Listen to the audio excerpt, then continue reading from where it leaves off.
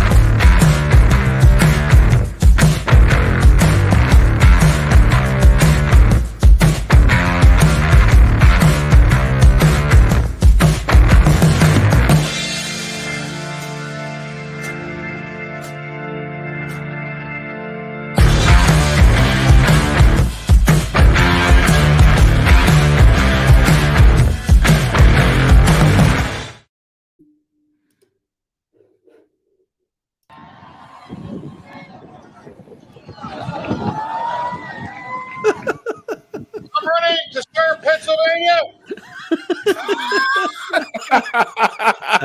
If that is not God sending a message, I do not know what it is, CJ. I really don't, man. Boof. I It's really all don't. gone. It's all gone. It's all gone. That was beautiful, folks. Good evening, wherever the heck in the world you are. It is Taco Tuesday in America. It is Taco Tuesday. I had tacos too. We can't really talk about all that. You know, we got us talking codes. So it's Taco Tuesday for all the YouTubers out there. It is Taco Tuesday in America, and look, the GOP's got 37 tacos. The Democrats have 38 tacos, according to the latest reporting. Sees lots to talk about on this election night. And all kidding aside, what's your take, man? I know we're gonna have Matthew Ehret's going to be joining us. Cowboy's going to be joining us. Tim Kirby will be hopping in, hopefully. Lots to talk about, lots to discuss, and whoever else. I know that. I'm gonna throw the Martin Seif is listening in as well. Yeah, I'm gonna throw the link out as well here in a little bit for the actual StreamYard link. We just have to be careful because it's 8 total that we can occupy in here, but we also have a great group of listeners, great group of people who are joining us from our Discord server. So they're in the lounge right now listening in live, and we're sharing this, we're piping this through as well. So huge shout out to them. But early on, like it was almost like the moment I turned on any type of podcast or anything early in the morning, it was like every mainstream media was piping the same type of programming that, you know what, this election is going to take time. It could be days. It could be weeks. In fact, it could be months. We are in the twilight zone with this election cycle. But I think that's amazing. And it's like, okay, are we like a third? Counting by ones is now difficult in the United States. It's very difficult to count by one. That's what happens when you have Matthew, Senior. Hello, mon ami. All right, what are we at there? There's more blue than red. Oh, there's the Senate. It hasn't fully counted, because in America, Matthew, the latest trend in America, because we're such an advanced country, we don't have election days anymore. We have election weeks, and now we're transitioning to election months. Some of these runoffs we won't know until probably December or January, the way things are going. Well, it makes sense. We're going back to windmills for our energy source. That was a technology we were using 500 years ago. So why not go back to the wait times you would expect to have for such things 500 years ago too, when you had to wait 4 weeks for a letter to go from California to New York. Well, I heard they're reactivating the Pony Express. So that's a good thing. It's more carbon neutral. Horse carrier out there again. Matt, this is it. Oh, wait. The GOP they just got another taco. 40 tacos. It's Taco Tuesday night. And for all of you that are listening on YouTube, I think, Siege, we're going to be getting off of YouTube probably in another 5 minutes or so, right? Just to be safe. It doesn't take much to say something inflammatory to get struck down with the three of us together. That's why it's Taco Tuesday night all across America. There are blue tacos and red tacos, Matthew. And right now it looks like in the Senate results, 40 red tacos. We'll see what the House looks like. Ooh, this is getting quite spicy. 61 spicy tacos to 26 Cool Ranch tacos. Yes. And for the YouTube algos, we completely trust every bit of the reporting. We fully believe in the integrity of the election cycle and the votes. We may have a different opinion tomorrow.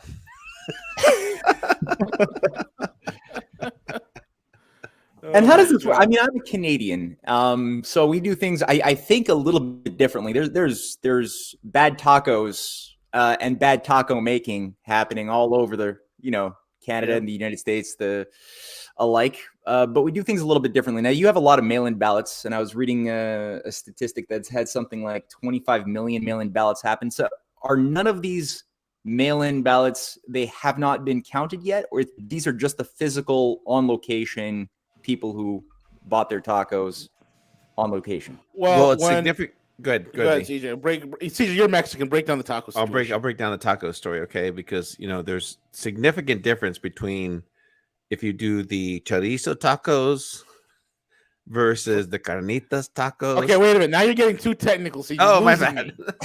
You're losing me. Oh, my bad. Oh, we're Matthew's out in Canada. You've already lost him on the chorizo. Yeah, we do beaver tails. This moose taco. This cycle is a little bit different from the previous years that we endured with COVID, because a lot of Secretary of States implemented their own type of voting rules, which in a lot of states it was unconstitutional. Like, to change the voting process, there's things you have to do within the state legislature in order to do that, and that was part of the reason why it was very conflicted. It was dirty. It wasn't clean.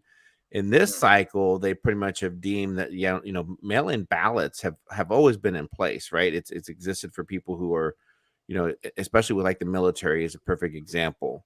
So typically what they state is mail-in ballots that are sent in have a specific date.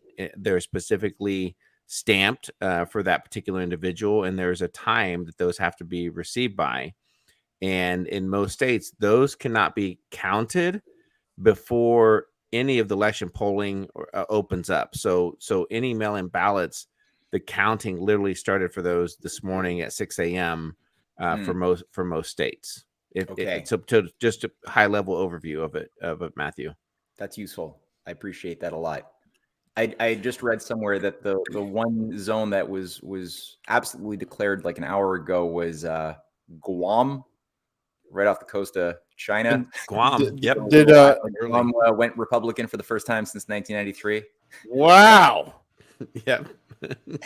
That is true. I saw that reporting earlier. I'm like, where? You're like, why? What are we doing in Guam? Most people don't even know. It was a shock for me to even discover that was actually the United States. I had no idea. Most people can't even find Guam on a map. Well, and before you jumped on, Matthew, I was telling V that one of the things that when I was listening early on to a lot of the discussion in the mainstream media was just the conditioning that was taking place for the psyche of Americans to understand that this election cycle that we're going through today. The results, they may not be known for days, perhaps weeks, maybe even months, because in America, counting by one is a very difficult thing nowadays. And, we don't have the technology. So it may be the 2024 election cycle before we know the results of the midterms. Well, we swapped STEM for gender studies. I mean, what do you expect? Yeah. True. Yeah. True. So, and remember, 2 + 2 equals racist. So you can't, it's whatever you want it to be. So, if it's 1 vote, 2 vote, 3 vote, 4, 5 vote, 6 vote, 7 votes more. I mean, as of listen to this, 8% reporting in Pennsylvania, just 8% reporting in. Fetterman has 378,000 votes to Dr. Oz has like 7,000. Yeah, I think, and I was telling CJ this, Matt. I was telling CJ this before we went live that perhaps the operatives in PA got a little trigger happy. Those 378,000 votes or something like that were to be dropped at 3 a.m. this morning, and they somehow flubbed and dropped it early at 3 p.m. These are all hypotheticals, though, so we don't get taken down, right? These are just a hypothetical, and we're talking about tacos. Tacos, yes, exactly. Yes. So yes, Fetterman or Fetterneck has 370 some odd thousand tacos more than us. So it's pretty interesting to see that. And why is it taking it so long? Why are you reporting only 8% it's 9:00 at night? I mean, shouldn't the polls be closed at this point? I think on average, I think they said 10 p.m. the polls close for the West Coast. Somebody can correct me if I'm wrong. So here in the Midwest and the Eastern Time Zone, they should be closed by now. And the only reason I know that is because I went to go buy a bottle of booze today, and they couldn't sell it to me until after the polls closed. It's still an Indiana law. Huh. You can't buy booze on election day because they don't want you to drink up and go vote. But the crazy thing is about some of these states, when you look through it, like in Indiana, we're electronic voting here. I was able to actually request a printout of what I input because, you go to your terminal, you look at the terminal, and it basically lists, do you want to vote straight ticket? And it gives you the option for Democrat, Republican, Libertarian. I never vote straight ticket. I never understand the thought process of that. So I have to go through 6 screens to select. So you go through all the different, not only state, you go through the national, and at the end of it, you confirm your selections. I only had to write myself in on like 2 or 3 offices because there was no one that I wanted to vote for. So I just typed my name in there and voted for myself. Just for data. But for example, the crazy thing is in Arizona, so we have electronic here in my state, which most states do, but for some reason in Arizona, every bit of Arizona is paper still. So every bit of that they do there in that state is paper, and I don't know how many other states do that, but that could become quite labor intensive in terms of how that's going to work, especially in Maricopa County, that's by the heaviest. So it's not an easy thing. It should be pretty much at this point, if you think of where we are in terms of technology and everything, it shouldn't be this difficult, but it is. So I think in some of those states that are that much population density, there could be some delays, but I believe 10 o'clock we'll start getting a lot more data rolling in to see where that's going to take us. I think the main seats to really focus in on as far as the national side is Georgia, the Senate side with, I believe, Herschel Walker, and I can't remember the other gentleman's name that's running. That's going to be very contested.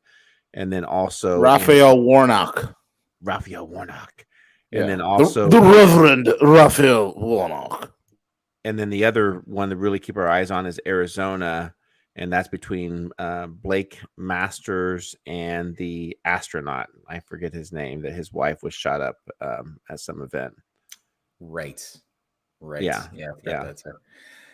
Well, were there any situations? I know earlier on in the day, for a couple of hours, there were these issues regarding like 20% of the machines I was reading about in Maricopa County, and I suppose they're machines which you scan the paper ballot or something, and then it's read after it's scanned, and the machines weren't working because they weren't cleaned properly, and so they were sent back into, and some technician came in and then cleaned them, and then they kind of worked okay afterwards. And there was something else in Trenton, something similar happened where these Dominion voting machines or taco counters were also just malfunctioning. Were there any other cases like that you guys read about in any other states where the machines were behaving in a fuzzy way, the taco making machines? Yes, I've heard that the taco machines, the panini grills, the panini presses that they're used for that, right, that reads the tacos, were not functioning. Not only well, the 20% of them having problems in Arizona. There's wide reports coming out of New Jersey, Pennsylvania, of course. Georgia's had a few issues here and there. Michigan, of course, in Detroit, no surprise there. You have Gretchen Whitmer and her Harpies that are looking to stay put where they are over there. So you got a lot of things going on. If you look at the map right now, look, the GOP just gained. This was 35 to Wow. 37. Now it's 67 GOP That's to interesting. 35 tacos. This is a major turn of events right here.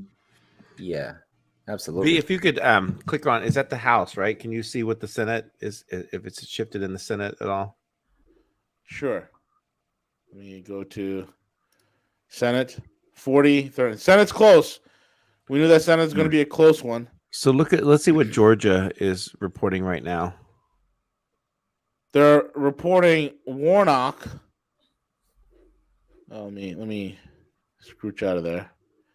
Back to Senate. Back out here. I mean, Georgia is very red. I mean, from Now a distance, it looks page like froze. they're making it look blue from a distance. Well, Atlanta, I mean, it really depends on the. Let me bring someone else into the stream. We have Velas in the house. Velas. Hey, Velas.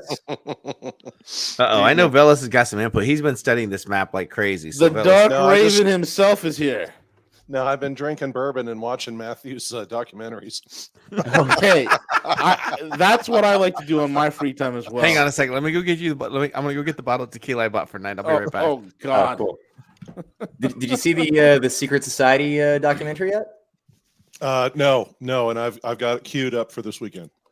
Okay, cool. Yeah, that was. I'm most proud of that one. That was a labor of love. That was a good, solid 2 months of solid work, and Cynthia's work on Albert Pike and the ancient roots of some of these occult societies, going back to King Croesus's being duped by the mystery schools to destroy his own kingdom, came in handy, and it all ends with an homage to John F. Kennedy and some of the forgotten people who were. There was a lot more people who died mysteriously around Kennedy than even I knew about until Cynthia dug it all up.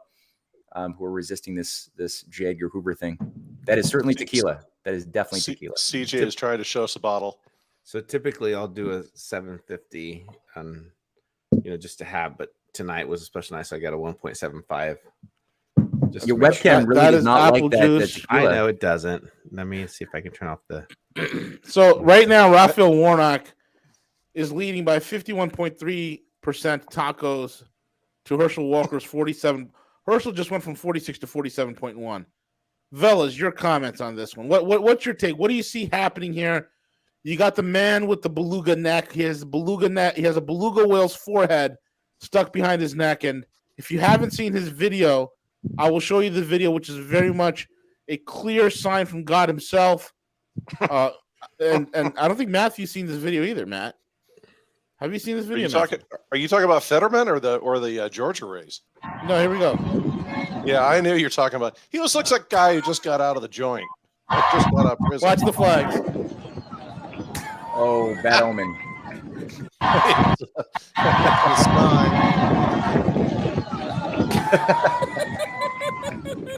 I'm running to serve Pennsylvania. Yeah. Oh. All he needs now is a bird to poop on him. Okay, there you go. Yeah, your webcam now accepts. Now we see your living room and where you're sitting. Now stalkers will find where you live, CJ. I don't think there's anything with direction or anything like that. I'll blur it back. All right, There we so go. there's the election results right now. Warnock is leading 51 to 47. Vels, what is your take? Well, you caught me in mid sandwich. Mid sandwich. What kind of sandwich are you eating? You have to share that with us. It's kind of late to be eating, Velas. I know. It's never too late to eat, CJ. It's too late to drink. That Georgia race is a mess. It is a mess. Given both candidates. Yes. I think at this point it's just you have overall momentum. I just posted to the Discord page that 5 specific races in the Senate, both parties spent a combined $1 billion just on 5 key races for the Senate. Holy cow.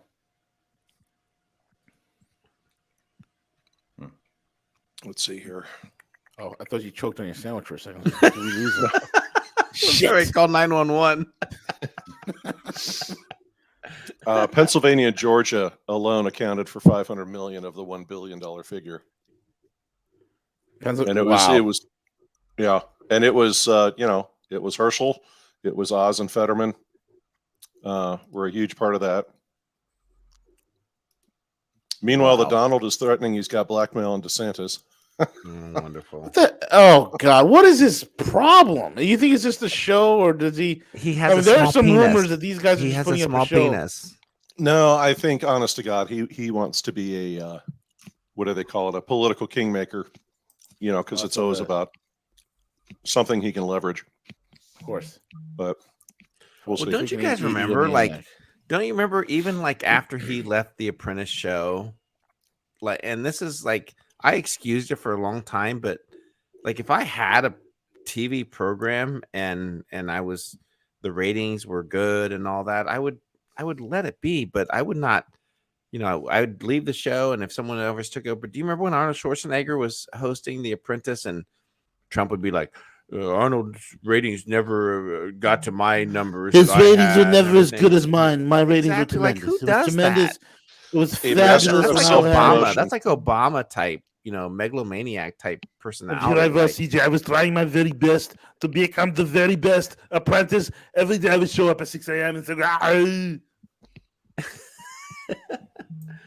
Well, it did strike me when I was listening to his interview when he was asked, like, well, what do you think people should say about you if your candidates? I think he endorsed like 320 candidates, and he's like, yeah, if they win, I should get full credit.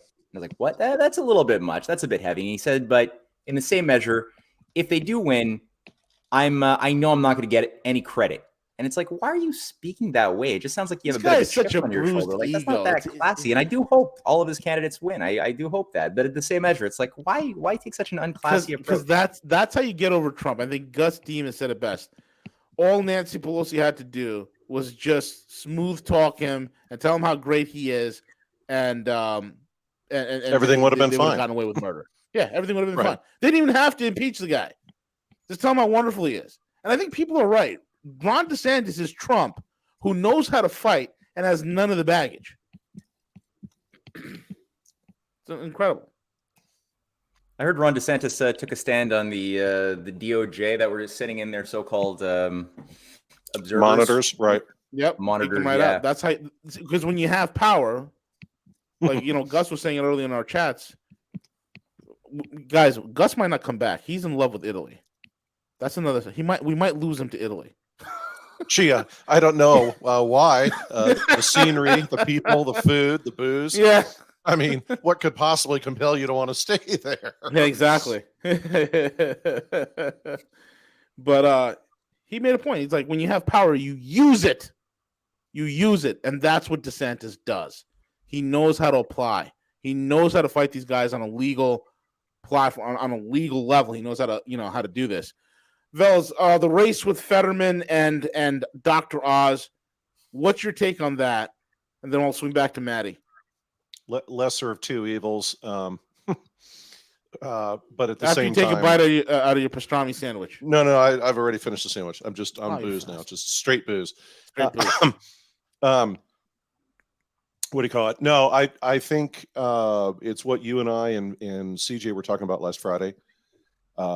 You're going to have to look at how each of these states manage the counting.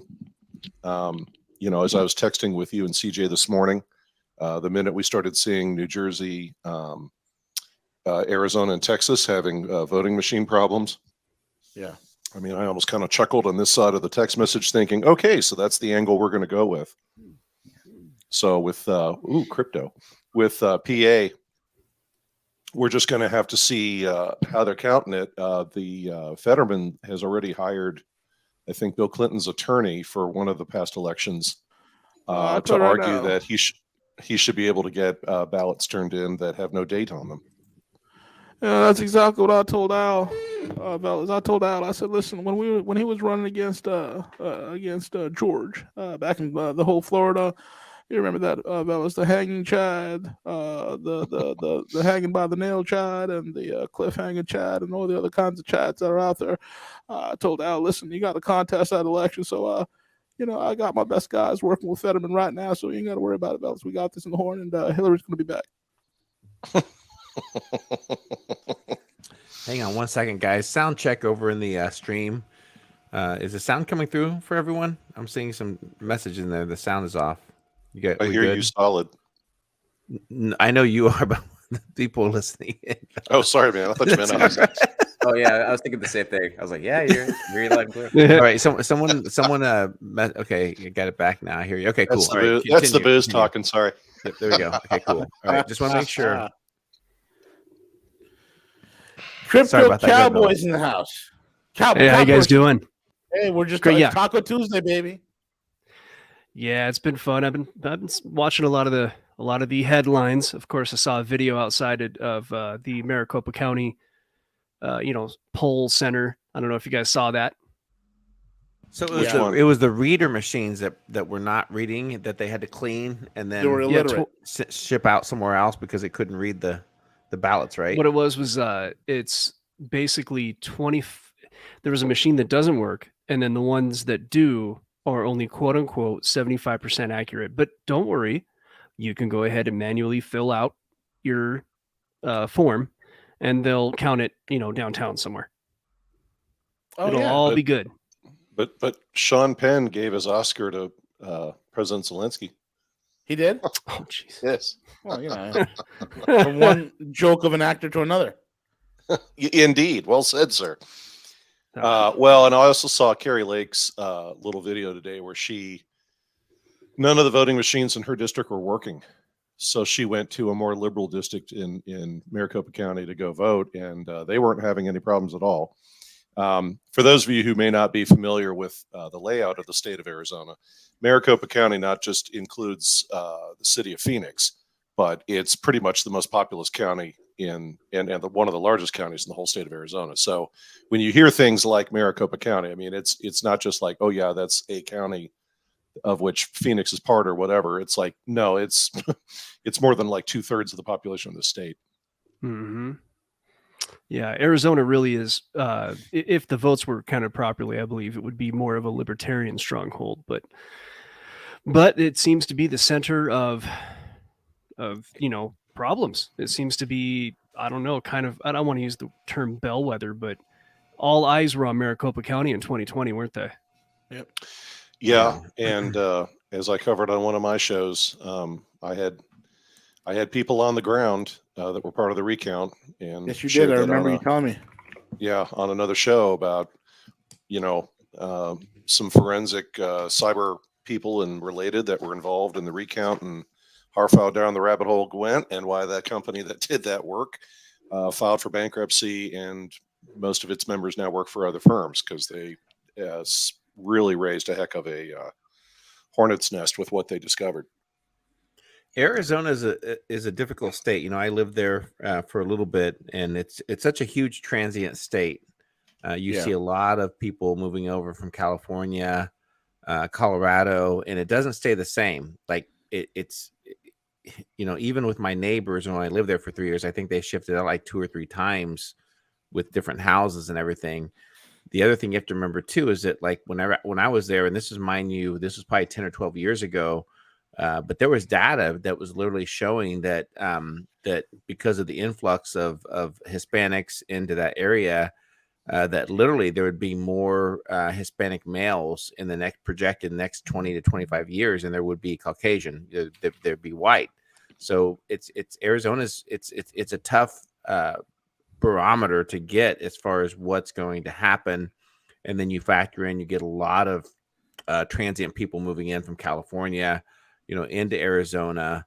So to me, it's just one of those things that I don't think it's gonna dictate. I think the economic factors are what's going to lead people to shift their votes to Arizona. By they have a lot of technology there. I think there's some AMD is there, a few others, and then they also have a few of the they have the water system there it needs change. They always every year they always run into water issues because they get from the Colorado, and it filters down, and every year they have to shut down different water systems. So it's going to be very interesting. But I don't think, is it Mark Kelly? Is he the existing senator for Arizona? Yeah, Mark Kelly.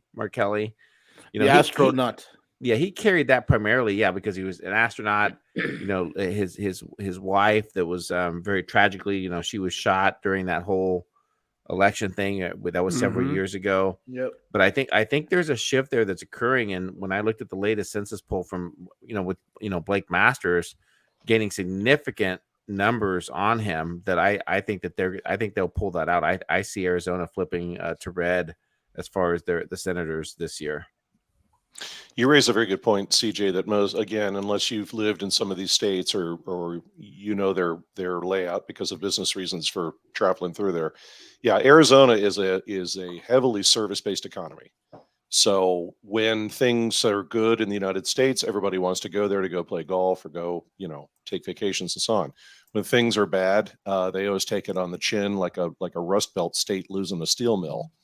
So they're always at the mercy of those ebbs and flows. But yeah, you've got a lot of migration of folks, not just from California, but Oregon and Washington, that are moving into Arizona to get, ironically, to get away from the high taxes and the bureaucracy of those states, so that they can try and bring that level of bureaucracy and high taxes to Arizona.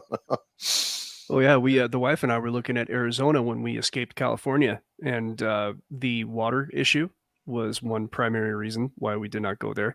But turns out all the things that you just said, we discovered later. We're glad that we made the choice we did. Yeah, the water issue, I remember that one going back to the 1980s. It used to be Colorado, Arizona, and California fighting over the Colorado River, and then California paid a ton of money to the major engineering and program management firm, Bechtel, to build a number of desalination plants outside Los Angeles, of course, because the universe has a sense of humor. At first, it provided LA the amount of water they needed, but LA continues to need more. But it pretty much left the battle to Colorado and Nevada and Arizona over the water. It's funny. I've been doing some work in California lately.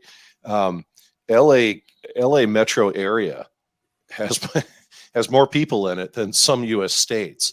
I mean, it's an immense population need, and as a number of us have been covering on our various shows, I mean, if no harm, no foul, but if you're in a state that's west of the Mississippi right now in the United States, you got some serious water issues. And for those of us east of it, we're doing pretty good. And my farmers out here in the Midwest are because I've been driving around of late, are harvesting huge amounts of corn, soybean, everything else, and have had really good returns this year from what they were growing.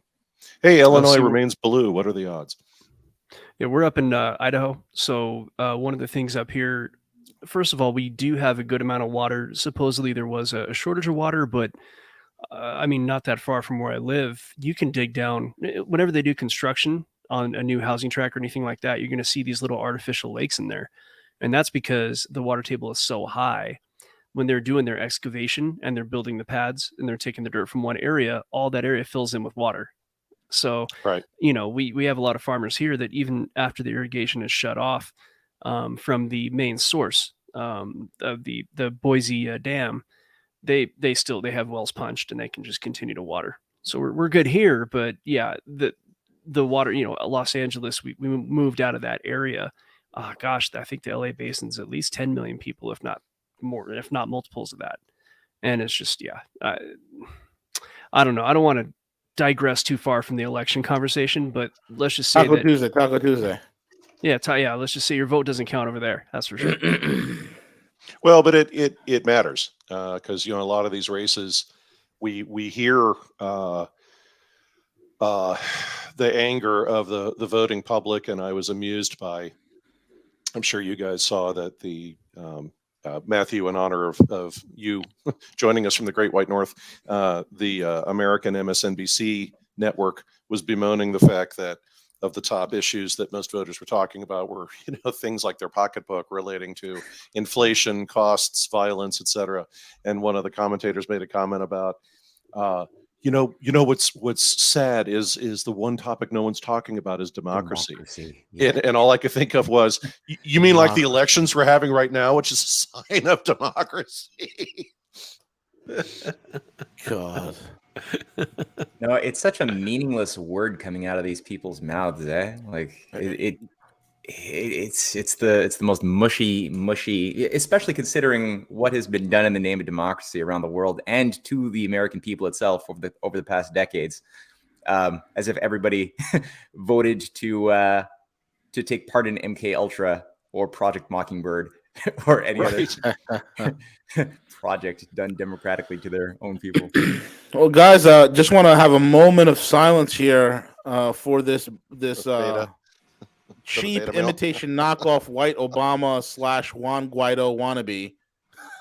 Juan Guaido. He's the Juan Guaido of America, the one and only Beto O'Rourke, a man that is so deeply and broadly hated in Texas, just got smoked by Governor Greg Abbott, who absolutely massacred him with 44% of the votes still coming in, 53 to 45. It's a massacre. It's a slaughter. Beto's a poster child of a loser. The Democrats have been running him, and on Taco Tuesday, Beto has failed to deliver the goods. And it's also interesting because the other loser who always runs and is a loser, once, twice, 3 times a loser, is the one and only Stacey Abrams, who's running against the Republican governor, Brian Kemp. And tonight, Brian Kemp is absolutely smashing and destroying the bloated whale of a woman named Stacey Abrams by a margin of 52, almost 53% tacos to 46 tacos for Brian Kemp. Incredible. Bye-bye, Beto. We hardly even knew you. No. His time is not up. What I've heard with Beto is that he has voluntarily said, I'll be happy to back up Juan Guaido in Venezuela. He probably would.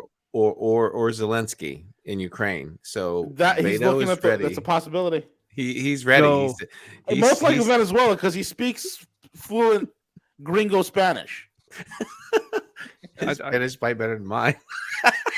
You're a disgrace, man. The I only was gonna say, I the only thing disgrace Hispanic to my own allow you, you have I feel nationality. safe once in a having blue, this you drink conversation fluid. as long as CJ's on the air with us. He's like the guy in the car where the cops will leave us alone because it's like, oh wait, CJ's Latino. Right. It's okay. Exactly. It's cool. Exactly. Because if it was a problem, he'd say something. Yeah, and those numbers are, you're right, V, and because that was a one that was questionable at the beginning, but we knew that in Georgia. Let me bring up the governor race there. So it's pretty obvious now. What were the Miami-Dade? And this was a heavily Democrat area, the Miami-Dade, right? And it was absolutely just. Yes.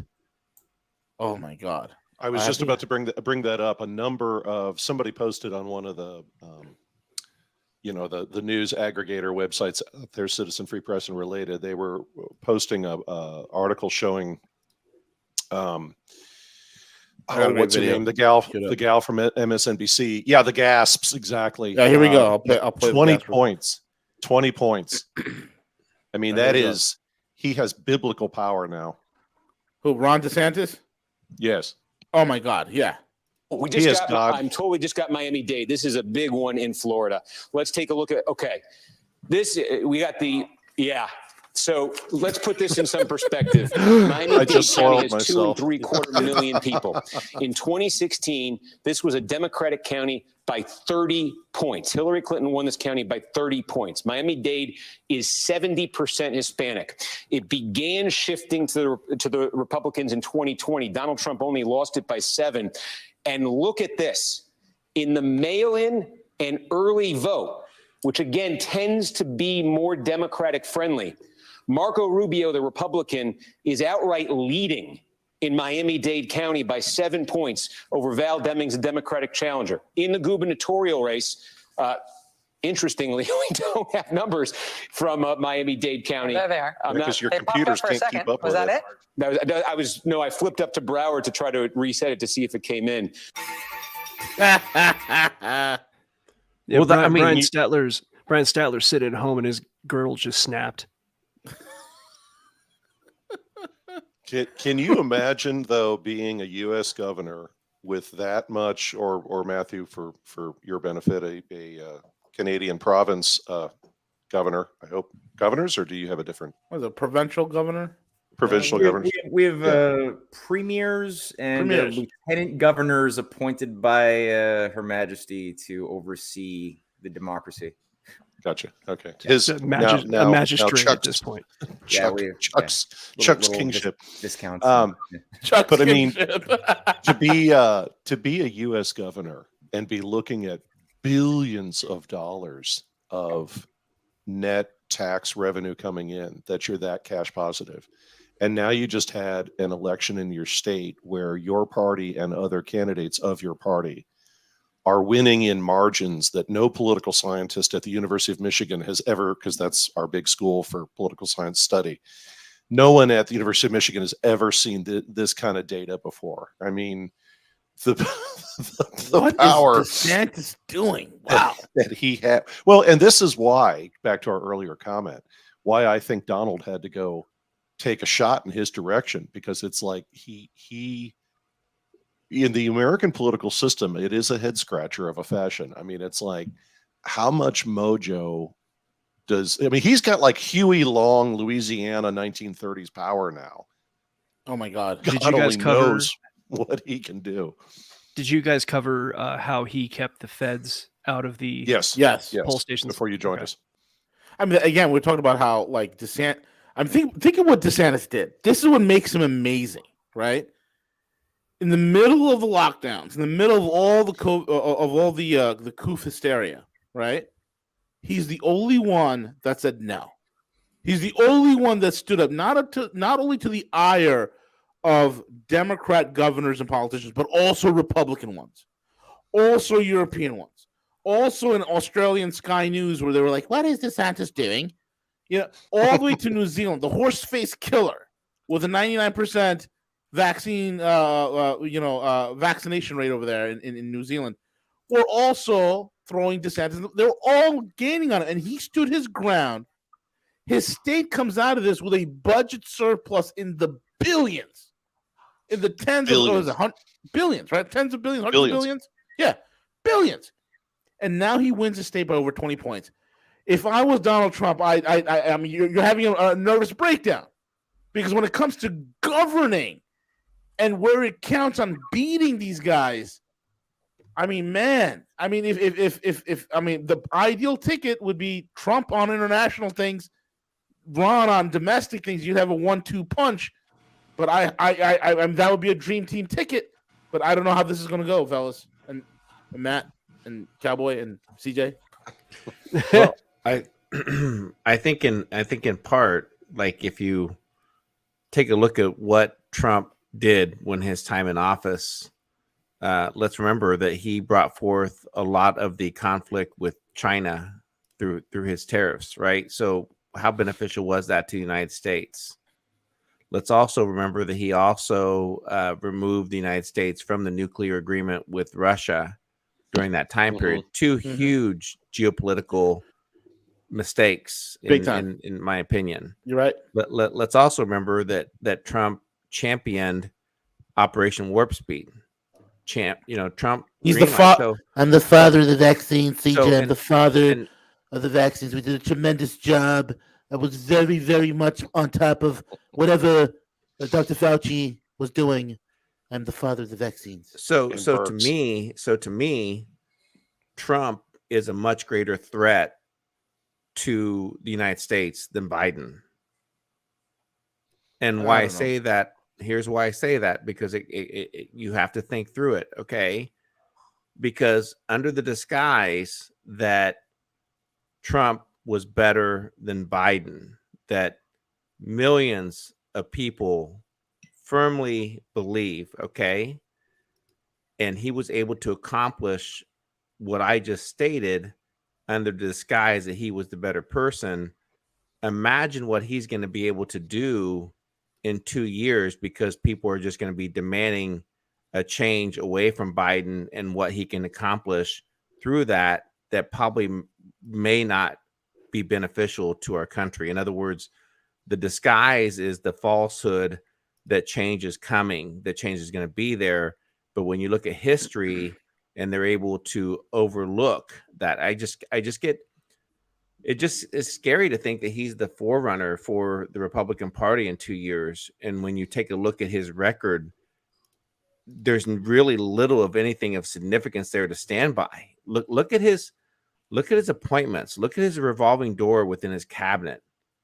You know, to me, and I've shared this numerous times, being in executive management, a revolving door of people that you hire is a direct reflection upon management. A leader, a person who is a solid leader, appoints people to the right positions, mentors them, develops them, ensures their success, not the constant revolving door that Trump had in his administration. He is not a good leader. He is a very poor leader, and people won't acknowledge that. And that's what disheartens me. That's what concerns me in 2024 is the disguise of bringing in someone with Trump, like Trump. And he's the Trump card. He's the Trump card because he can fool a lot of people into thinking that meaningful change is going to happen, but nothing does. It's a disguise. No, he's. I agree with you to a degree. He's riding the psychological data point of who's John Galt. Yeah, people support him because he has a strong identity. He knows how to market himself. I think when push comes to shove, in 2 years, when the party puts another candidate out there, it will be interesting to see who they can come up with. And right now, the person with godlike power is running Florida. So I think if DeSantis has the right kind of backing, I mean, I simply cannot believe the Cuban American community is not going to back DeSantis. And listen, we got our boy Suarez running Miami, the city of Miami, which is a red city, clean, safe, completely turned around. Our boy Suarez is going to be next in line for governorship in Florida. Yeah. As far as to me, like with Trump, I don't look at him so monolithically. One lens I think we have to view Trump through is going to have to do with the conditions he was having to, under which he had to operate. Oh, so, this Operation Warp Speed, that's the biggest thing I take, issue with. So I don't like, that to me is, that's a problem. I think his foreign policy is a mixed bag. He has some great results in foreign policy. He upset Matt, you could bullet point that whole entire thing. Why don't you break that down, Matt? Because you did it so eloquently several times. What are some of the things that Trump did awesome? That he did, upset the global again, I don't want to be accused of the black and white game either, I think overall, the way I tend to look at it is that we won't accuse you of being a QAnon person. Huh? We won't or you being JFK Jr. A QAnon person. Okay, because I'm JFK Jr. All right. I don't know about the JFK Jr. Matthew Eric could possibly be JFK Jr. But go ahead, Matt. Well, yeah, okay, thank you. Well, the way I look at it is that, unlike a situation of like a management in your typical company or Starbucks or anything of the sort, when you're dealing with a structure like the United States or any country, especially the United States, you got to take into consideration that in general, your average company is not under attack by forces of a death cult that have been working for generations to try to destroy it every single waking second and not waking second, every single day, all the time since they killed JFK. And it's like you got this whole foreign entity at war with every single aspect of anything legit within the United States. So there's a bunch of like things there that I have to take into consideration when I'm thinking like, well, what were the sorts of factors that somebody in a position like Trump had to negotiate with or deal with or navigate around while staying alive when you have this agency out to destroy the thing that you're supposed to be operating and managing. I can infer. I can only infer. There was definitely a fight. There was no way that was a completely controlled situation for the amount of times he had to like fire so many people like Bolton or earlier Bannon and so many others along the way. Kissinger, he fought, finally fired later on. But I mean, the guy had to negotiate with some crazy stuff that didn't get less powerful after it killed JFK. And as far as China, look, I mean, say what you will about his approach to China. I mean, definitely after the whole, pandemic thing was thrown onto us, that went to hell fast. But in the first 3 years, there was a lot of progress. And I mean, the so-called trade war that benefited China and the United States equally. The approach that was being taken by that trade war, it was, I think, in some ways, a bone to satisfy some of the raving, anti-China maniacs inside the United States. So there was like this aggressive language, but every single step of the way, China was like, they were moving step by step towards getting the U.S. to finally sign up to, China buying nearly $400 billion of U.S. finished goods to rehabilitate the Rust Belt of Detroit and Philadelphia. Correct. That would have been vital if the U.S. was actually going to rebuild its lost manufacturing sector. It needed the China growth sector to justify and to provide that capital. So all these things were moving pretty well. And he was definitely also creating a lot of space for like the China's BRI internationally grew by like 60% under Trump's leadership, where he was extracting the U.S. from a lot, and especially the NED was defunded in Hong Kong, Taiwan's operations of the NED, Ukraine, all over the world. There was a huge defunding and lack of government support for these operations, which gave China a lot of space to negotiate with its allies and to expand its BRI. So there's a lot of other things. I mean, but definitely the warp speed thing was a big mess of a disaster. He did want to get the U.S. out of the World Health Organization, though. He got the U.S. out of the Paris Climate Accord. The climate accord, the World Health Organization, and the other big one that's lurking out there. And again, it's a mixed bag. But let's be candid: powerful people and countries wanted us to go to war with Iran, and he kept us out of that. Oh yeah. Definitely. So I do not want any more John Bolton like foreign policy decisions, please. If we can cut back on that. Well, Iran and North Korea, right? Both. Yes. Thank you, Matthew. Syria could have been a mess, but Trump essentially kept us out of that. Well, and he got the U.S. military to cooperate with the Russian military in Syria, and he kept the U.S. military to the south while the Russians were doing their hammering of ISIS in the north. And there was actually dialogue and intel being shared between the two, which did not happen before or since. Yep. So there's a lot of little things that just add up. So it's a mixed bag overall. It's a better situation than when we had under Obama, Bush, Clinton. It's not the same thing. That you wouldn't spend all of the candidates. All of the candidates who have been supported and incubated by the Rhodes Foundation and the CIA. Exactly. So when we get a candidate who's not a member of that cabal, well, they're a little quirky, to put it mildly. Yeah. Still, there's going to be, I think, a level of control that the establishment holds over Trump, especially, well, I'd say domestic and foreign. I think he did what he could. I think he could use some of that. I don't know if the word panache is the right term, but the moxie that DeSantis has, and an understanding of the levers of power.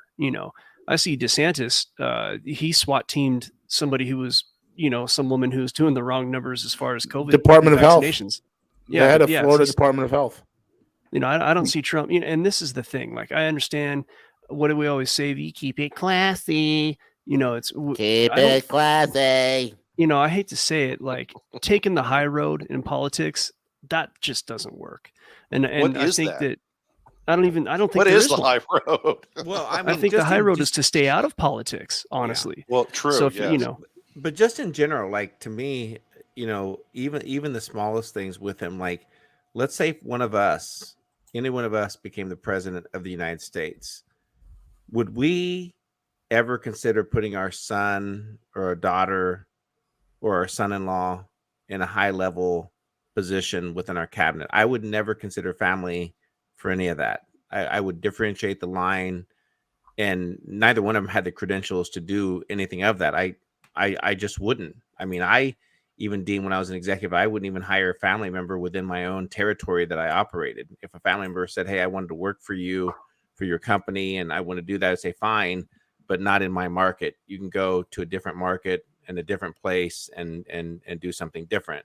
So, to me, not a son or a daughter, something that small was like, just very telling in terms of the decision-making process that he had. The Well, other Well, there's a reason also you got to understand is that he had a massive cabinet that he wanted to get approved. He couldn't get anybody approved through except, unfortunately, Jared Kushner and Ivanka. well, those were And appointments. They didn't have to be voted in. Those were no, appointments. they'd have to. They were appointments, and they had to pass background checks and all that other stuff. There were other appointees that he could not get through. That you can look up. If he could not get through, Yeah, but there's numerous there other were people, people- and hence hence the problem is people want to excuse his behavior, like, and not saying that you're doing that, V, but that's part of the problem also with someone like whenever I would Trump never does put get- Kushner in there. Kushner, I can't stand. Everyone always wants to Kushner's excuse dangerous. everything, every step of the way. Everyone wanted to make an excuse of what Trump's actions were. He put Bolton in. Well, put Bolton in because he knew he needed to keep his enemies close. That's why he put. Yeah, that was the dumbest thing Bolton in. ever. It's like he put He Bolton trust out. Clinton. We I were mean- both like, "Oh my god, it's the maniacal mustache. He's back." So I have no problem like if Trump gets back in office, but to me, like voting is part of the process. But the real question lies is when we vote, what are we going to do to hold those individuals accountable once they get in office? That's the question that we have to ask. What are we going to do to hold those individuals accountable to ensure that those beliefs, to me, one of the major reasons I supported Trump during that time period was because he said that I'm going to ask RFK Jr. to have a vaccine safety commission, and I've asked him to do this. RFK Jr. acknowledged that Trump asked him to do this. Trump went and met with Bill Gates, and Bill Gates said, "No, you don't want to have RFK Jr. do that. We don't want to research vaccines. Not that the right thing to do." So Trump didn't do it. So Gates said it was a dead end. That was his words to Right. Trump. Yeah, He said Bill that's a Gates. dead end. right. So so again, I mean, just those numerous things that just compelled and people wanted to excuse it consistently throughout the entire time period of his presidency. Every step of the way was excuse, even up to Bill Barr. Like when he put Bill Barr in, like of all people, and looking at the history of Bill Barr, we knew Bill Barr was placed in there to protect the deep state. We knew Bill Barr wasn't going to do anything, and what happened to that moment? So it's just decision after decision after the decision that people wanted to just excuse, and I don't accept that. That's just not who I am as an individual. There's a line in the sand that I cross, and I'm not going to be willing to make those excuses for a person. I don't care who it is. You've It said could be my you've said- mom. It could be my dad. I wouldn't excuse that. You've said it yourself, CJ, on many shows, which is that it's at the local level. It has to It is. to float upward because, let's be honest. Okay, the Donald was an outsider. He got in. He pissed off a lot of powerful people. To paraphrase O'Donnell, he has the right enemies. But in the final analysis, he's a business person. He looks where there's opportunities. I think there was a joke in certain communities that said in Miami, Florida, for years, if you really want to get Fidel Castro out of Havana, just offer him a book deal in a place in the south of France, and he'll be out in a week. It's kind of the same thing with Donald.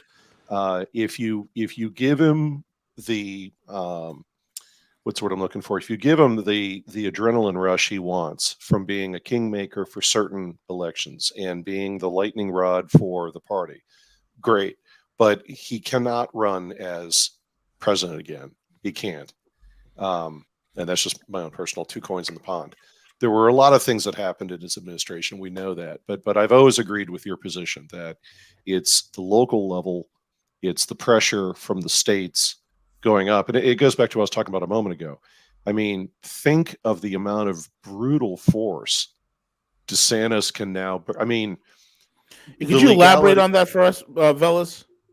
Well, where I was going with this is, and I know our friend Bill would have an input on what I'm about to say, but you stopped the Justice Department at the border. Now, legal, illegal, I'm not going to get into that. I leave it to lawyers who know their craft. But it's like you now have, I'll channel my inner Gus, you have what our friends on the other side have had in New York State and other states for years with godlike authority. And now you have someone who supports our viewpoints in Florida with that kind of power. I mean, he can literally threaten the federal government at this point, or blackmail the federal government to get what he wants. Not to mention the fact the guy's in a state that has a huge amount of cargo going through it.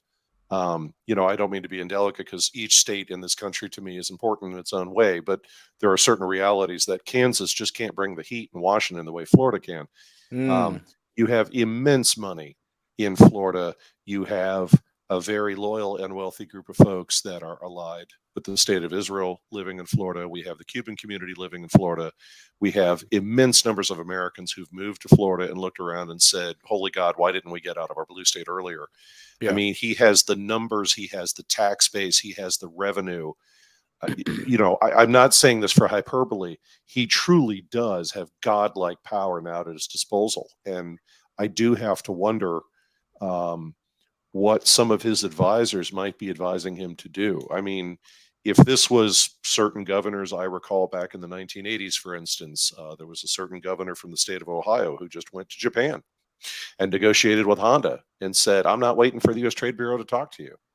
And a whole bunch of U.S. states got really pissed off, but that's huge, man. Honda is still in the state of Ohio. That's right, and they make several Honda and Acura models in that Ohio factory. Well, and the same thing with BMW and Mercedes in certain southern states, South Carolina. You know. So what happens when a guy like DeSantis let's talking directly to China and Russia? Or Russia? Ooh. What happens if he starts talking directly to let's go crazy? What happens if he starts talking directly to the World Economic Forum, saying you're in my target scope now because you're negatively impacting the people in my state? Now, if he was just a center right leader who did pretty good in the last election, but I mean, dear God, he you know, and again, I know you and I spar at times, V, about the movie Patton. That's different than the actual General Patton, but it's that scene again where I have precisely the right instrument at precisely the right moment in history that all of Germany is mine for the taking, and all I need is 500,000 gallons of gas. Well, that's DeSantis right now, and he's got 500,000 gallons of gas. Oh, he's got all the gas he needs. So I mean, it's like, yeah, he has. I mean, the governor of Florida at this moment in the political history of the United States has at his disposal the power, the resources, the money, the political capital, the influence, and if necessary, the bullying ability to do things that no one in the political right or center right world has been able to do since Ronald Reagan.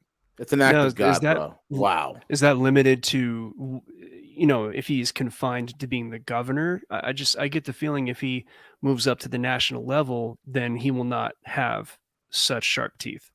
I think but I mean, V just said it a moment ago. If the right person takes over as governor for Florida and they can continue to maintain his base of operations there, I mean, again, not to get into a debate on this, Crypto, but let's look at two Bush family members in the White House and who pretty much are running a lock on the state of Texas.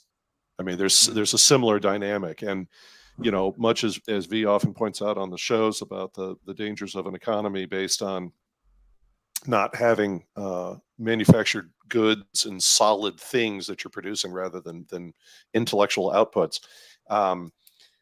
You know, what oil was to Texas, finance is to Florida.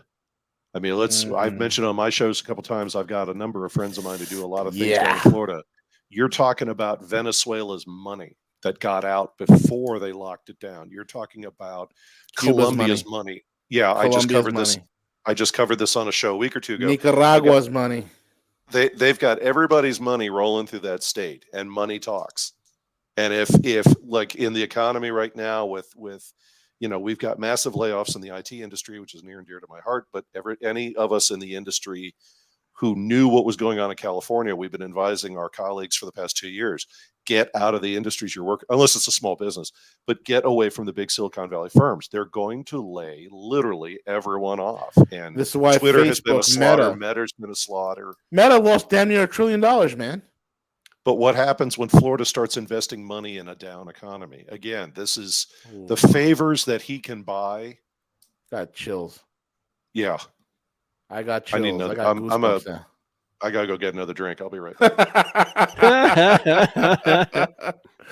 Oh my god, that's I needed Velas' insight and it's many decades of working in government and in many aspects of government. I mean, this is the guy who would know. I mean, that is quite a bully pulpit that DeSantis has, and this is what I'm saying. It's like this is the guy. He's shown the country how to govern.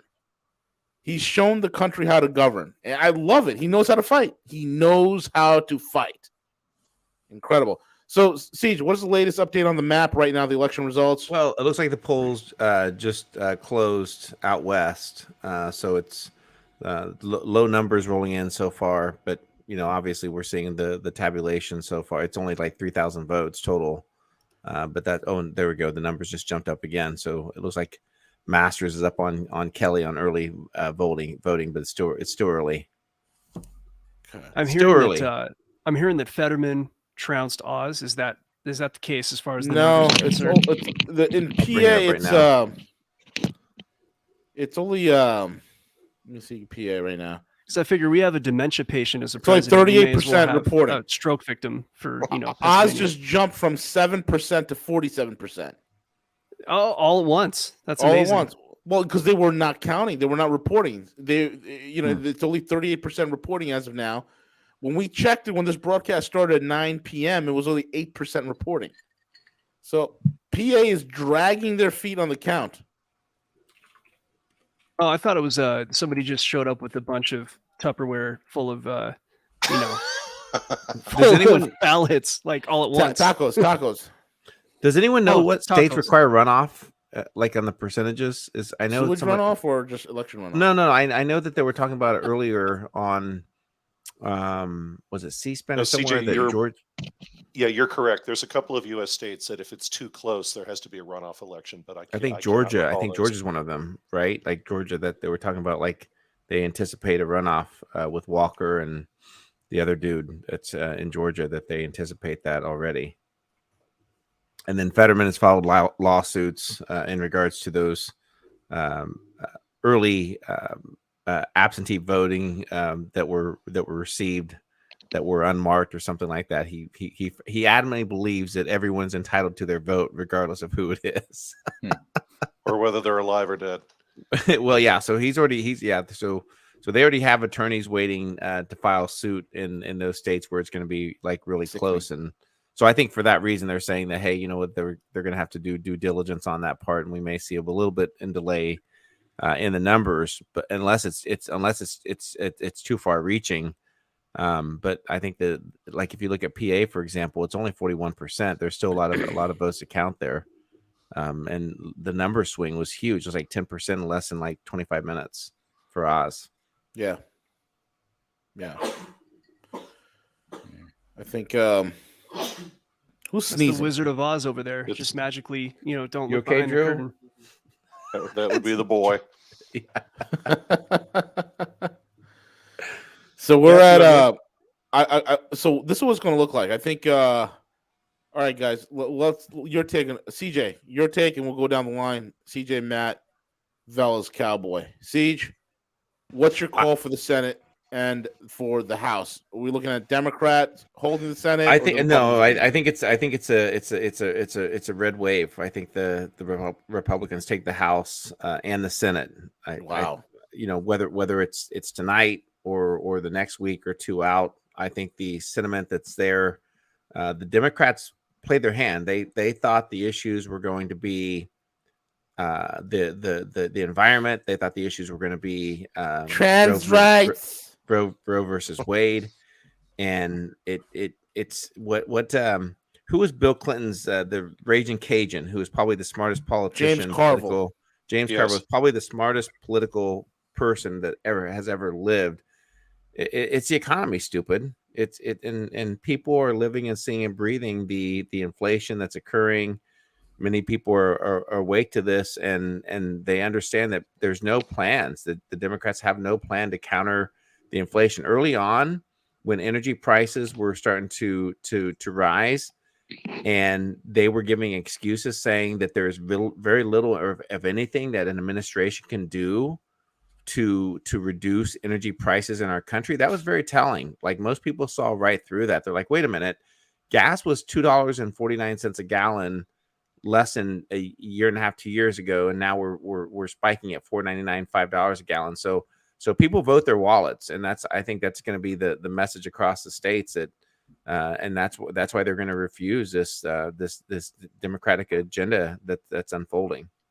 Bill P says, goodbye, Beto. Don't let the door hit you in the ass. Bill P, thank you for that super chat. Thank you so much, Bill P.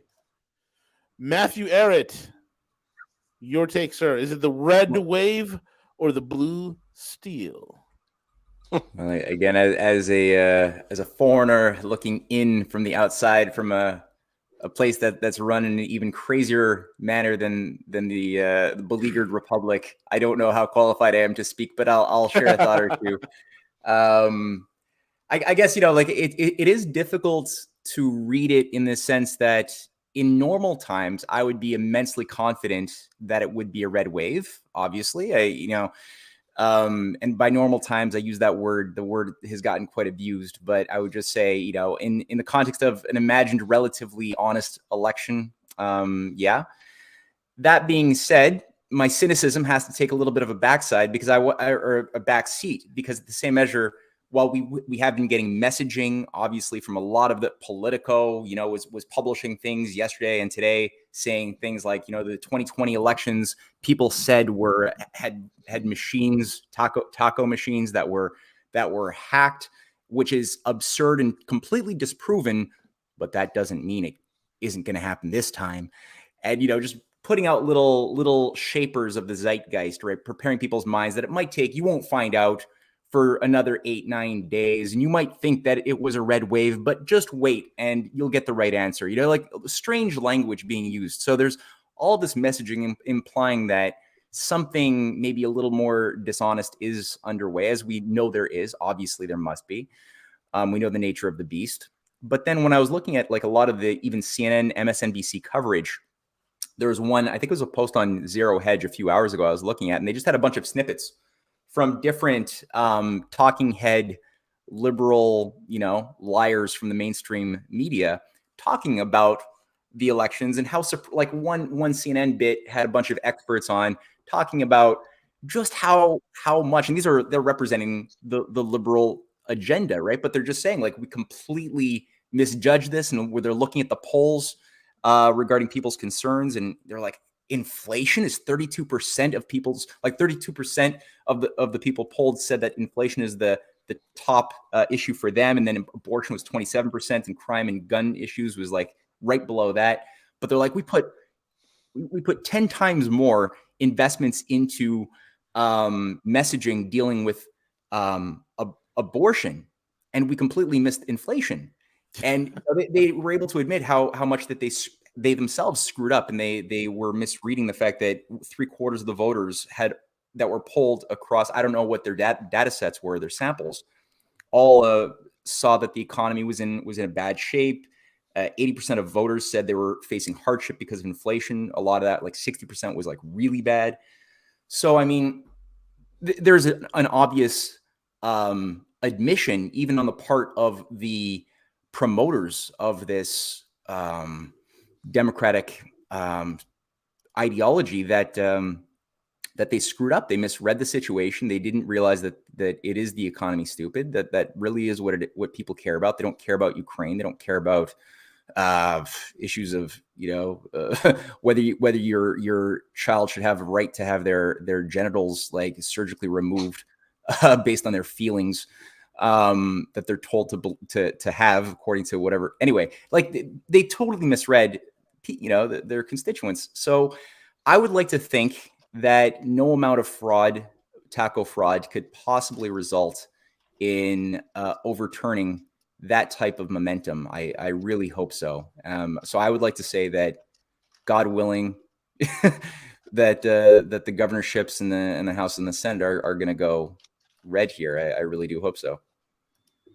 And then we can have another discussion about, well, foreign policy is still a disaster for so many of Yes, there's a lot of work that needs to be done after this mess for sure. Yeah, this is definitely the preferred option in the sense that I think the consensus amongst the majority of those who are in the red caps right now are to avoid World War III with Russia, which is the most pressing existential threat at the moment. On the other matters of war with China and other things, well, there's a lot of folly there. So yeah, that'll have to be dealt with, and that fight can happen and discussion can happen afterwards. Velas, are we looking at the red wave or the blue steel? I'm looking at it from a slightly different perspective. And as always, I appreciate Matthew's input, and you're more than qualified, sir, because you're an analyst of the political environment globally, not just the United States. So I tipping my drink in your general direction, sir, as I sit here on this side of the monitor. To paraphrase something Matthew just said, political analysts always want to view the world in terms of ideology. Voters will vote based on what impacts them personally. There's an old joke in political science that says that when things are going well, people can be esoteric about what our foreign policy should be and similar. But when gasoline is $4 or $5 a gallon, or you may not have fuel, then suddenly the ideology goes right out the window. I'm fixated on two primary data points right now, and one of which goes back to the show I had with you, V, and CJ on Friday. I want to see the voter turnout numbers. Because as I discussed on that show, I'm tinkering with an idea that we may have had a high enough turnout during a midterm, for God's sakes, not even the primary main every 4-year voting window here in the United States, but one of our midterms. We may have had high enough numbers we were able to overwhelm the algos. We'll see. The second is I want to see more data to understand, are we witnessing also continued balkanization in the United States? Yes. Some of the results a la Florida. I think Florida is an excellent example, but it doesn't prove the theory. Are blue states becoming more blue and red states becoming more red? What happens in Matthew and I, this is kind of more our area, I guess, studying European history and 2,000-3,000 years of human history. The Balkans, the famous statement by Winston Churchill about should the Cold War ever come to an end, my only concern is that the lack of control by the Soviet Union over the Balkans will release those countries to fulfill their eternal destiny to bring all life on this planet to an end, because the Balkans are always going to be the source of conflict. So I'm very keen on looking at more of the data as the leaves settle here, and we've got a number of races that may or may not turn out the way we think they will. To Matthew's point. I think it will go strongly in the direction of the red wave. But again, it's all in the numbers and it's all in the data. What does that really mean? How many key races were actually won by what percentage? I think the single most important thing so far as of 10:20 Eastern time here on the 8th of November, 2022, one of the most pressing sea changes I've ever seen in my entire life in academia and working in government just took place in Florida. Yeah. God-like power has been placed into somebody's hands. It will be interesting now to see what happens to it. I yield the floor. Cowboy, Okay, yeah. Are we looking at the red wave or the blue steel on taco night? Well, let's think about how Chunk Yogurt. What happened to Chunk Yogurt? Is that the Young Turks right now? Yeah, power went out in LA. The Young Turks, the leader of the Young Turks, says we're off the air right now because the power went out in LA. Yeah, so glad I left that place. I missed the food though. Oh my god! Sorry, I just had to add that. That's good. The food in LA is one of the best CJ. things there. But the problem with the food in LA is that now it's all raw because they don't have any energy to cook it. No. Mm-hmm. So So, what do Cowboy- I see? Yeah. I kind of see. I do see. I see a surgence of red. I'm kind of holding back because of the chicanery that went on in 2020. As people went to bed, Trump was well ahead, and then all of a sudden, a bunch of tacos got delivered from Taco Bell, like millions of them right. all at the same time, It's overnight. the fourth meal, baby. So 3 a.m. yeah, taco smell, dude. So they had to deliver it with a few reams of toilet paper, but basically, I'm just not. Ask me in a week. I do think that a lot more people are aware of the potential for rotten tacos not being handled properly as they're being counted. So I do think that the microscope is kind of a little stronger right now on the process. I think a lot of people are suspicious. So I do think a lot less of rotten tacos will be possible. But I do think in your, blue strongholds, they don't really care what the people think. And a lot of people there are actually all for it. So no one's going to hold their people accountable, and you're going to have rotten tacos. So Govern me harder, daddy. Yeah, they love it. They love that stuff. So again, and I've always been on the same side of things as CJ when it comes to local concerns, right? In the end, I think we have some. I mean, we talk about this all the time. I've got a good show coming up on Thursday with regard to the way that the international banking system works. We've been kind of going through a lot of deeper stuff in the last few shows. Sweet. And, I do expect for the monetary system to make a big turn by 2030. We know there's Agenda 2030 out there. And I think when that happens, is it going to be the brown particles hitting the rotating object? I don't know if it's going to be, quite that bad. I don't think we're gonna, I don't expect for all of a sudden there's no food and people are killing each other over, cans of tuna or whatever. I do think that here we might experience at least a few years where, instead of buying new shoes for your kids, you just cut holes in the front, so that their feet can stick out of it because you don't have enough money for shoes for a while. I think people are going to tighten their belts.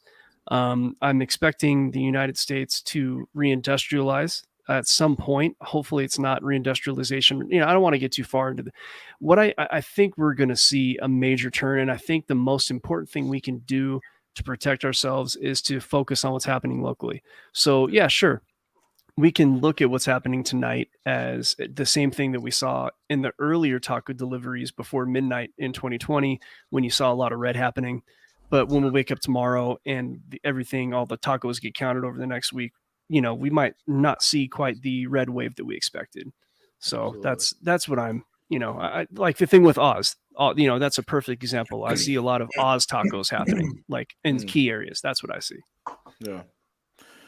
Well, my take is this. There's a lot I've been talking about over the last year. If you guys have been tuning in to the show, and there's a lot I've talked about, especially on Thursday shows whenever Cowboy and I rap together. This Thursday, I want to touch a few things, because a couple of things that I've talked about months ago in regards to private equity, in regards of what they want to do, I see it portraying itself on this election map tonight on Taco Tuesday. And depending on how things play out, do I think it's going to be the red wave or the blue steel? I've said this a long time ago. I said the private equity is pretty much done with blue. They don't want the blue tacos anymore. They want red.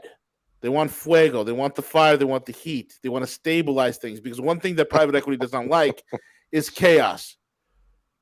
Equity loves stability. Markets love stability. And we're not in a situation right now, economically speaking, where we can discuss like fundamentals and markets are concerned about fundamentals. We left the world of fundamentals a long time ago. We're in the uncharted territory of perception. And the most important perception right now is we need stability. There's a reason why Jake the Flake Sullivan was reaching out to Zelensky and telling him, listen, start calling up Vlad and let's get some sort of a peace negotiation process started. We need an off-ramp, okay? There's a reason for that. There's a reason why he reached out to Sergei Shoigu and started communications with them. Why? Not because somebody from the Biden White House tapped Jake the Flake Sullivan and told him to do so, but because there are private interests that want to see this thing squashed. The story of Ukraine, okay, you got to understand what happened to the Democrats.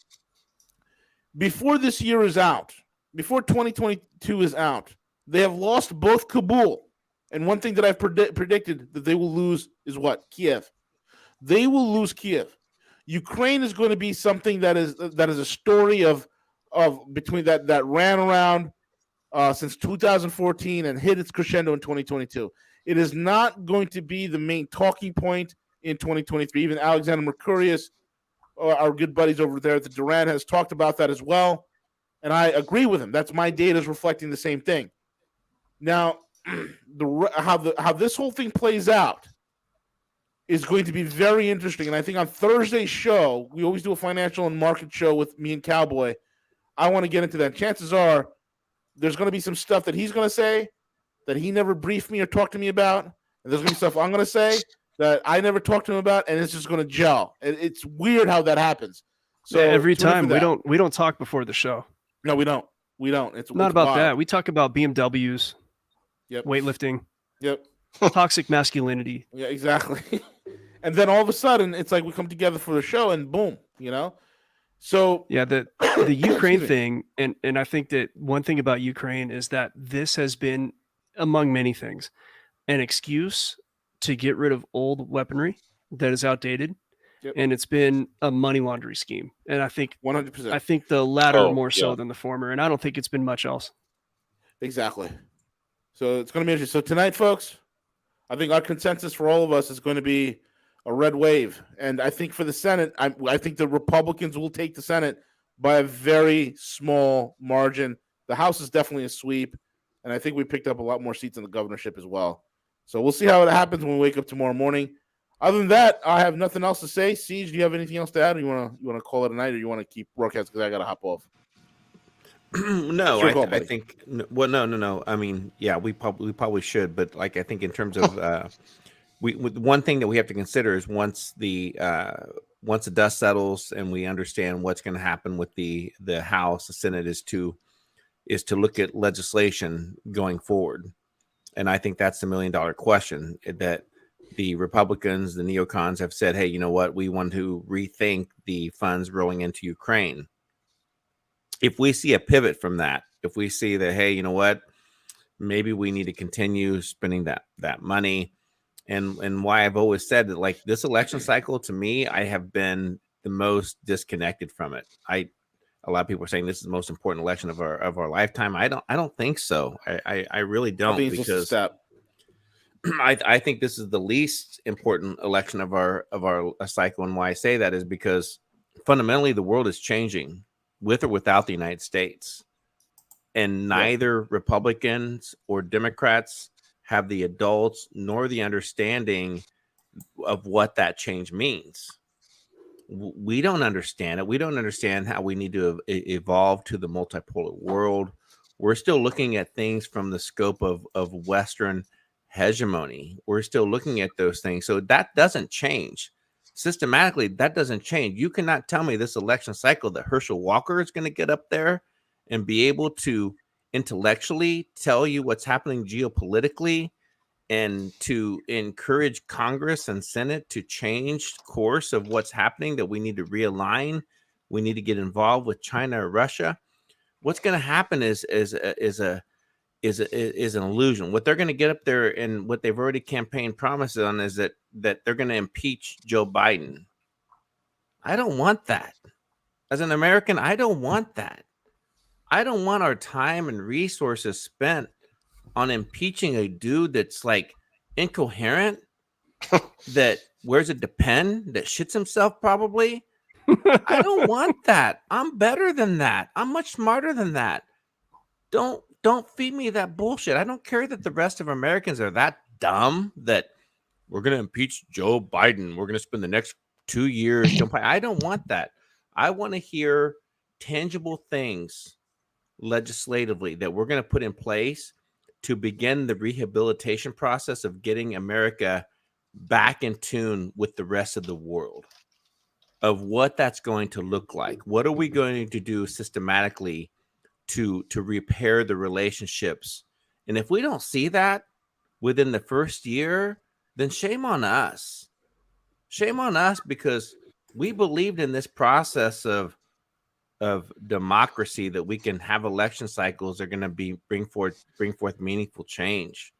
And at the end of the day, if it doesn't, then we're already in place, and you're going to hear it first on Rogue that this election cycle is a waste of time because we still don't have adults that have entered the room to bring the change that the United States needs. Well said, CJ. Yeah, no, I think that is the most important point of principle. That really is. I mean, history is moving forward. You know, as they say, there's that quote. Do I remember it now? No, I don't. Of course, I don't. But point is, history is moving forward, and you have right now certain obligations if we are going to avoid a dark age. And I would say culturally, in so many conditions, like many preconditions are already in place for, unfortunately, a cultural dark age to happen. I don't think we've incrementally self-mutilated ourselves over several generations consistently, or we've allowed ourselves to self-mutilate, both internally as well as from the outside, to the point that we've lost the capability of morally passing on the necessary cultural traditions needed to replicate our society into the future. I mean, the younger generations, I'm horrified, and I think we all are, when we think about the types of value systems that have been put into the heads and hearts of kids in their 20s and younger right now. They have no memory of a world before 9/11. And it's a bit startling to just see how soft and malleable this generation is. So, I mean, if we can't get it right now at a time when the system is, I mean, I wrote an article a week after this whole thing happened, you know, in January 2020. And you know, the point I tried to make is that the oncoming systemic collapse is not going to be caused by the word I'm not allowed to say without getting the video taken down. And it's like you could objectively know long before this thing happened that the system was going to blow out anyway. There was no foundation to sustain this thing indefinitely. It was designed to blow. It's a time bomb. I wasn't born into an economy. None of us here were born into a viable economy. We were born into a bubble time bomb that was set to detonate at a certain time. And there's a certain amount of variability because, you know, free will is influenced by this thing. So it's influenced by free will to a certain degree, but there are physical, you know, forces of nature also at play, just like when a bubble pops. So that's something that the higher level grand strategists have been thinking about, and better people who are also thinking on a level of grand strategy we're thinking about and are thinking about, and especially in Eurasia. You know, these are led currently by figures who are in tune with that reality of the inevitability of that systemic collapse. And I've studied Weimar hyperinflation. I've looked at different collapse points that were completely avoidable, but that we allowed ourselves to walk into and get smothered by. And a lot of death happens. It's trauma, it's shock, it's death, a lot of injustice. And I mean, that's going to come on to the West that's been very comfortable for a long time. And unless we can take part, like you said, CJ, into discussions of policy and reality, dealing with what the new security financial architecture will inevitably have to be, we're really going to get what we deserve in that sense, as tragic and painful as that will be. The people get, you know, the leadership they deserve. So, yeah, I mean, 100%. Gentlemen, I want to thank all you guys for coming on tonight and watching Taco Tuesday right here in the United States. As Americans go to the polls and vote, do they like cool blue ranch or do they like fiery red carnitas? We'll know tomorrow, folks. And CJ's holding a can of blurry Pringles to this camera. I hate to admit it. What are you doing? I'm starved. I know they're not good for you. It's all good. It's all good. It's all good. Thank you all for listening in. Tomorrow, do we have Gus? Is he going to call from Italy? Is Gus going to call us from Italy or what, Siege? I think he is. As long as he's not on a flight, I think we should be good. No, he's not on a flight, man. He's taking bullet trains everywhere. He's coming back on the 20th. Oh, can you believe that? Dear Lord. November 20th. If he's coming back. He's officially turned his vacation into a holiday, European style. He really is. V, weren't you going to have our doctor friend tomorrow, or is that? Oh, yes. Yes, that's what we need to have. We're having our doctor buddy tomorrow at 11. CJ, I don't know if I looped you in on that. You did, V. I did. I'll just loop you in right now. Yes, he's going to be. You were just looped. This is the loop right here. You did. Live. I apologize. We're good. Yeah, this is our guy who sued the state of Virginia on the jibby jab issue and won. Huge stuff. So we'll have him setting on tomorrow. precedent then, huh? Yep, major precedent. He made the state of Virginia recognize that spike protein in the jibby jab is a toxic ingredient, and that is huge. Well, yeah, we got to lock onto that because was that done at a federal level? No, he sued the state, didn't he? State. Yes, state level. But it now becomes a legal precedent that can be leveraged in other venues. Exactly. Well, we got a guy for that. Yeah, we do have a guy for that, and we know who that guy is. He's the guy behind the guy. Rhymes with pillage. So then crypto, we got you on Thursday, and then yours truly will roll in Friday morning. That's right. Oh, Matthew, what about you? Matthew is Alex Craner is going to be on Thursday. CJ and probably V, I guess, are in on it. So yeah, Alex Craner is going to be on 3 p.m. Eastern time Thursday, and I'll be on for that. Yes, sweet. Okay, cool. Nice. All right, gents, you guys have a great night. Thank you all for listening in, and we'll be back tomorrow. That being said, take it away, CJ.